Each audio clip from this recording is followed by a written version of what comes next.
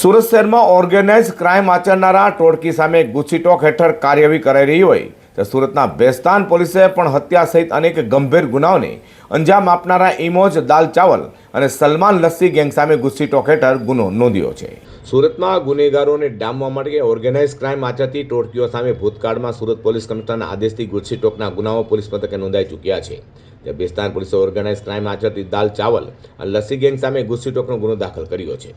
બેસ્તાનના હાલમાં થયેલા મર્ડર સહિત અનેક ગંભીર ગુનાઓને અંજામ આપનારા ઇમરોજ ઉર્ફે દાલ ચાવલ તથા તેના સાગરીતો સલમાન ઉર્ફે લસ્સી મિર્ઝા, શાહરૂખ અંસારી, અરબાજ બાબા ચચ્ચા પઠાણ, સોહેબ બીડી ચચ્ચા પઠાણ સહિતના સામે કડક પગલાં લેવા માટે સુરત પોલીસ કમિશનર અનુપમસિંહ ગેહલોત, સંયુક્ત પોલીસ કમિશનર સેક્ટર 2 કેન્ટ ડામોર, ડીસીપી ઝોન 6 રાજેશ પરમાર અને એસીપી જે ડિવિઝન એસસી તરેડાની સૂચનાથી બેસ્તાન પીઆઈ એન ગાબાણીની ટીમે આરોપી સામે ગુસ્સીટોક હેઠળ કાર્યવાહી કરવા દરખાસ્ત મોકલતા સુરત પોલીસ કમિશનર કચેરીથી દરખાસ્ત મંજૂર થતાં બેસ્તાન પોલીસે આરોપીઓ ઇમરોજ ઉર્ફે દાલ ચાવલ, તેના સાગરીતો સલમાન ઉર્ફે સલમાન લસ્સી મિર્ઝા, શાહરૂખ અંસારી, અરબાજ બાબા ચચ્ચા પઠાણ, સોએબ બીડી ચચ્ચા પઠાણ સામે ગુસ્સીટોકનો હેઠળ ગુનો નોંધ્યો છે, જે અંગે વધુ માહિતી મીડિયાને અપાઈ હતી।